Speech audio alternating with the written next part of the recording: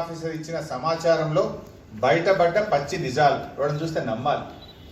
ఏంది 2019-20 ఆర్థిక సంవత్సరంలో ముఖ్యమంత్రి హామీల అమలు కోసం ఏర్పాటు చేసిన ఎస్డిఎఫ్ ఫండ్స్ కింద దుబ్బాక పట్టణం చేరవాపూర్ మారమ్మ దేవాలయం నుండి దుంపలపల్లి గ్రామం వరకు ₹1 కోటి డాంబర్ రోడ్డుకు నిధులు మంజూరు చేశారు. డబ్బా డాంబరు తట్ట కంకర వేయకుండానే పురపాలక సంఘ కమిషనర్ కాంట్రాక్టర్కు కోటి ఇచ్చిండు. ₹1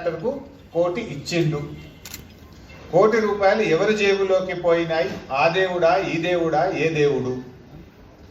జోకేందంటే కనీసం ఇప్పటి వరకు కాంట్రాక్టరే ఫైనల్ కాలే, టెండరే ఫైనల్ కాలే. కమిషనర్ కాంట్రాక్టర్కు ₹1 కోటి ఇచ్చింది అన్నకి ఇక నేను నవ్వాలా ఏడవాలా? టెండరే ఫైనల్ కాలే, కాంట్రాక్టర్ ఎవరో నిర్ధారణ కాకుండా కాంట్రాక్టర్కు కమిషనర్ ₹1 కోటి ఇచ్చిందని చెప్పి ఇవి ఎవరి జేబులోకి పోయినాయి అనేటువంటి దుష్ప్రచారం ఇవాళ బీజేపీ చేస్తుందంటే ఎంత దివాలా కోరుతా రాజకీయం, ఇది ఎంత దిగజారుడు రాజకీయం. అంటే రాజకీయాల్లో ఇది ఒక పరాకాష్ఠ, దివాలా కోరు రాజకీయాలకు ఇది ఒక పరాకాష్ఠ బీజేపీ నాయకులు చేస్తున్నటువంటిది. ఇంత పచ్చి అబద్ధాలు మాట్లాడతారు, ఓట్ల కోసం గడ్డి తింటారు, ఇంత దుర్మార్గమా? ఇంకా అవన్నీ ఫోటోలు పెట్టిండ్రు, రోడ్ల ఫోటోలు పెట్టి ఇది అయిపోయింది అది అయిపోయింది. టెండర్ పిలిచిండ్రు, ఇంకా టెండర్ ఓపెనే కాలే, అగ్రిమెంటే కాలే. టెండర్ ఓపెన్ కాకుండా కాంట్రాక్టర్ ఎవరో నిర్ధారణ కాకుండా కాంట్రాక్టర్కు ₹1 కోటి ఇచ్చిండని చూపించడం ఎంతవరకు కరెక్టు? సో ఇట్లా వారు దుబ్బాక ప్రజలు వీటిని గమనించాలి, దుబ్బాక ప్రజలు కూడా దీన్ని గమనించాలని చెప్పి నేను కోరుతా ఉన్నాను. ఈరోజు దుబ్బాకకు కరీంనగర్ నుంచి ఒక బీజేపీ మహిళా నాయకురాలు వచ్చి బీడీ కార్మికులతో మాట్లాడుతూ ఏం చెప్పారో మీరు చూడండి.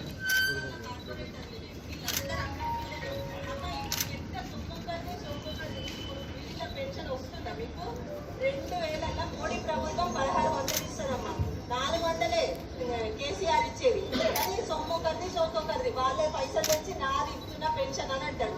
అలా 1600 మోడీయే ఇచ్చేది. కేసీఆర్ కిట్ అని పేరు పెట్టిందా, అది కూడా అందులో కూడా ఎక్కువ మొత్తము ₹1000 కిట్, 10,000 కిట్, అందులో 8,000 మోడీ ప్రభుత్వమే ఇస్తుంది, 2,000 కేసీఆర్ కలిపేదన్న. మీరు చూసిండ్రు, నేను కరీంనగర్ నుంచి వచ్చిన కార్పొరేటర్ను.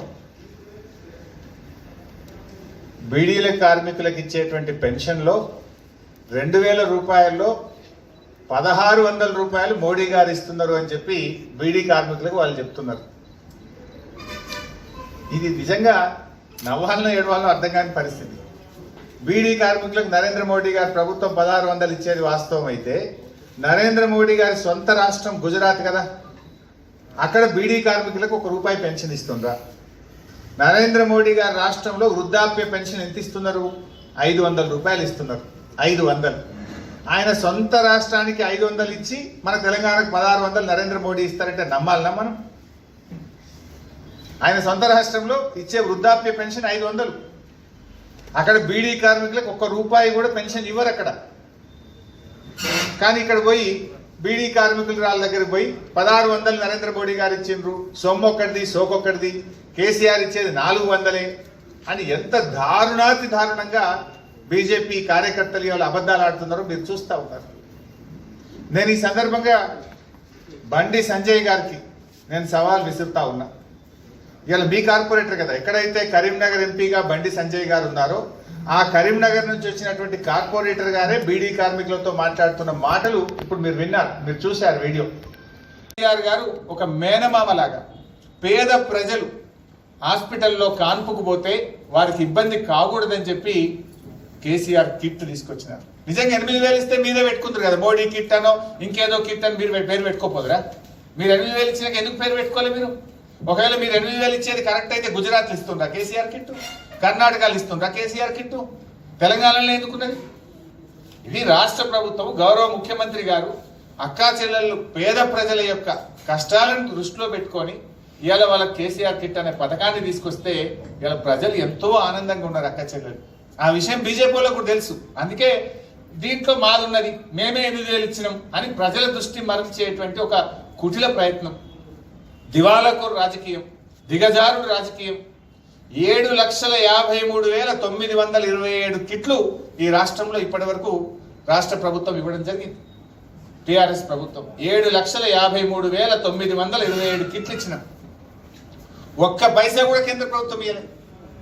దీన్ని పట్టుకొని వచ్చి మేమిచ్చినాము, ఇలా 8,000 మాయే.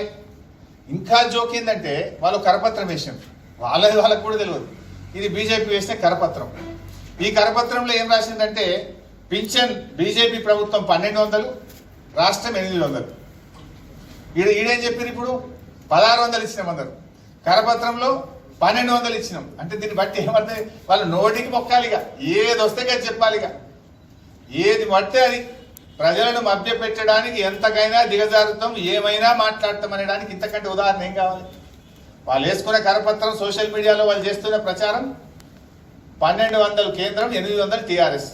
ఇందాక కార్యకర్త ఏం చెప్పింది బీడీల దగ్గర పోయి, 1,600 కేంద్రం, 400 రాష్ట్ర ప్రభుత్వం కేసీఆర్ ఇచ్చిండు అన్నారు. అట్లే కేసీఆర్ కిట్లలో కూడా 6,000 రాసుకున్నారు. ఆడేం చెప్పిర్రు, 8,000 అని చెప్పారు.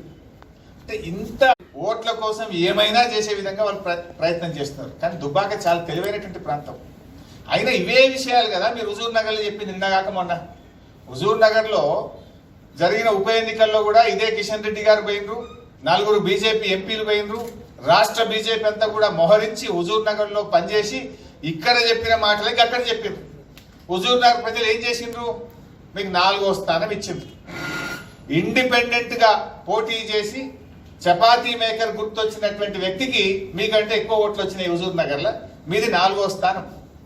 చపాతీ మేకర్ గుర్తుతో పోటీ చేసిన ఇండిపెండెంట్ అభ్యర్థికి 2,900 ఓట్లు వస్తే, పువ్వు గుర్తుతో పోటీ చేసిన బీజేపీ అభ్యర్థికి 2,600 ఓట్లు వచ్చినాయి. ఇదే గోబల్స్ ప్రచారం ఆడ చేసిండ్రు. అయినా మీలో మార్పు రాలేదు, అయినా మీకు జ్ఞానోదయం అయితే లేదు. ఇవి అబద్ధాలు, గోబల్స్ ప్రజలు నచ్చుతలేరు, నమ్ముతలేరు. గందుకే 4th ప్లేస్ వచ్చింది. ఇండిపెండెంట్ వాడు మనకంటే నయమైపోయిండు. అది ఇక్కడైనా వాస్తవాలు మాట్లాడాలి కదా. అదే గోబల్స్ ప్రచారం చేసి దుబ్బాక నుంచి ఈరోజు వారికి సవాల్ విసురుతా ఉన్నా. మీరే డేట్ నిర్ణయించండి, ఏ డేట్ చెప్తారో చెప్పండి, ఏ టైం చెప్తారో చెప్పండి. బండి సంజయ్ గారు దుబ్బాక బస్టాండ్ కాడికి పోదాం, దుబ్బాక ప్రజల మధ్య మాట్లాడదాం. 1,600 రూపాయలు ఇచ్చేది వాస్తవమే అయితే నువ్వు తీసుకొని రా వివరాలు. నేను ఈ రాష్ట్ర ఆర్థిక మంత్రిగా అథారిటీగా చెప్తున్నా. ఎందుకంటే రాష్ట్ర ఆర్థిక మంత్రిగా కేంద్రం నుంచి 1 రూపాయి వచ్చినా నాకు తెలుస్తుంది. పెట్టేటువంటి ఖర్చులో కూడా ప్రతి పైసా మాకు తెలిసేది జరుగుతుంది. నేను చెప్తున్నా 1,600 కాదు కదా, 16 పైసలు కూడా ఇవ్వలేదు మీరు. బీడీలకు ఇచ్చే పెన్షన్లలో 1 పైసా కూడా లేదు నరేంద్ర మోడీ గారు ఇచ్చే ప్రభుత్వం నుంచి. రండి దుబ్బాక పాత బస్టాండ్ కాడికి పోదాం. 1,600 ఇచ్చే వివరాలు, సాక్ష్యాలు, ఆధారాలు ఉంటే నువ్వు తీసుకొని రా, నేను కూడా వస్తా.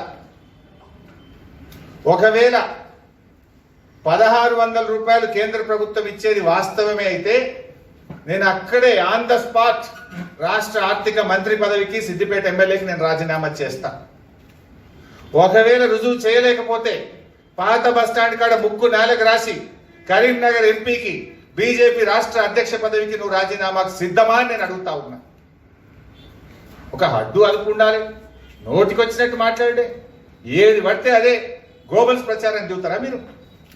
ఏమంటుంది కేసీఆర్ కిట్ గురించి కూడా ఆ అమ్మాయి మాట్లాడుతూ ఏమంటుంది, 10,000 రూపాయల్లో 2,000 రూపాయలే కేసీఆర్ ఇస్తుండు, 8,000 నరేంద్ర మోడీ పంపుతుండని చెప్తున్నారు.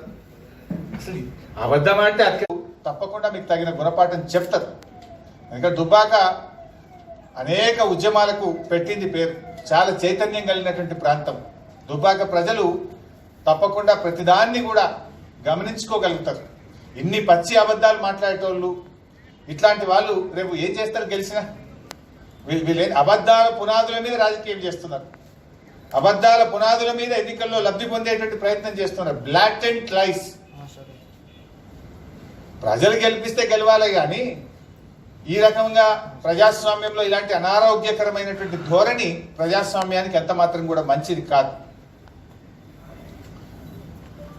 సో దుబ్బాక ప్రజల్ని కూడా నేను ఈ సందర్భంగా కోరేది, ఇగో ఇలాంటి పచ్చి అబద్ధాలు, మోసాలు చేసేటువంటి వాళ్ళతోని మనం జాగ్రత్తగా ఉండాలి. వీళ్ళు అమ్మేస్తారు రేపు దుబ్బాకను. ఇటువంటి వ్యక్తుల పట్ల చాలా జాగ్రత్తగా మనం ఉండాలి. రాజకీయాల్లో లబ్ధి పొందుతామనుకుంటే అది మూర్ఖత్వం. ఇప్పటికైనా సోయి తెచ్చుకోండి, వాస్తవాలు మాట్లాడండి, గోబల్స్ ప్రచారాన్ని ఆపండి, ప్రజల దగ్గరికి వెళ్దాం. ప్రజలు ఎవరిని గెలిపిస్తే వాళ్ళని మనం స్వీకరించాలి. అంతే తప్ప ఈ రకంగా ఏది పడితే అది మాట్లాడి మేమేదో లబ్ధి పొందుతాం, తద్వారా మేము ఇన్ని ఓట్లు సంపాదించుకుంటామంటే అది దుబ్బాక గడ్డ మీద ఈ సిద్దిపేట జిల్లాలో జరిగే పరిస్థితి ఉండదు. నిజంగా మీకు అంత ప్రేమ ఉంటే తీసుకురండి భయ్. ఒక జాతీయ హోదాది ఏంటి? ఎన్నో రోజుల నుంచి అడుగుతున్నాం. మా పాలమూరు ఎత్తిపోతల పథకానికో మా కాళేశ్వరం ప్రాజెక్టుకో జాతీయ హోదా ఇవ్వమని అడిగినాం. గది తీసుకురండి మీకు చేతనైతే. ఉపాధి హామీని వ్యవసాయానికి అనుసంధానం చేయాలని మన తెలంగాణ శాసనసభలో 2 సార్లు తీర్మానం చేసి కేంద్ర ప్రభుత్వానికి పంపినాం. గా పని చేయండి, రైతులకు ఏమైనా లాభం అవుతుంది. అయ్యా మీరు ఏం చేసిండ్రు?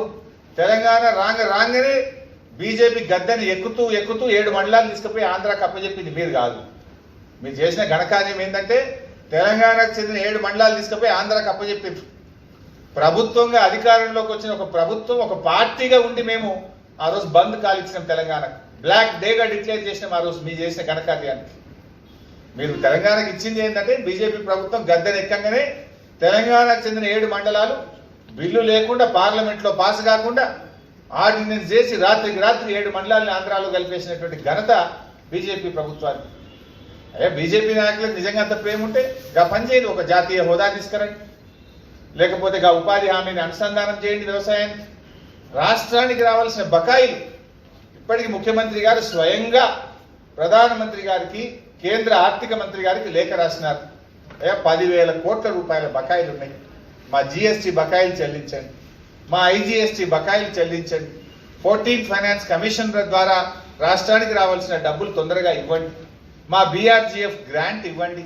ఒక 10 కరోనా కష్టంలో ఉన్నాం, మీరేమి మాకు అంతలేదు.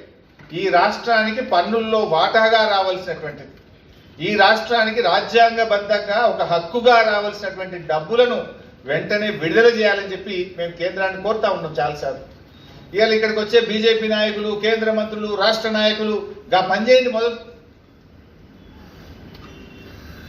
ఒక మంచి పని చేసుకురండి కనీసం మీకు చేతనైతే. ఈ గోబల్స్ ప్రచారం కాదు. రాష్ట్రానికి ఒక జాతీయ ప్రాజెక్ట్ చేయండి, వ్యవసాయానికి ఉపాధి హామీని అనుబంధం చేయండి, రాష్ట్రానికి పన్నుల్లో వాటాగా హక్కుగా రాజ్యాంగబద్ధంగా రావాల్సిన 10,000 కోట్లను ఇప్పించి మాట్లాడుంటారు. అయ్యా చేసేది చేయరట కానీ అబద్ధాలను గోబల్స్ ప్రచారం చేసి దుబ్బాకలు ఏదో 4 ఓట్లు సంపాదించుకోవడానికి ప్రయత్నం చేస్తున్నారు. మీరు ఏం చేసినా నిన్న నిజామాబాద్ ఫలితము, మొన్నటి హుజూర్ నగర్ ఫలితాలే పునరావృతం అవుతాయి. అబద్ధాల పునాదుల మీద దుబ్బాకలో రాజకీయం చేస్తామంటే డిపాజిట్ గల్లంతవడం తప్ప మీరు సాధించేది ఏమీ ఉండదు. ఈ అబద్ధపు అసత్యపు ప్రచారాలు మానుకోండి. Thank you.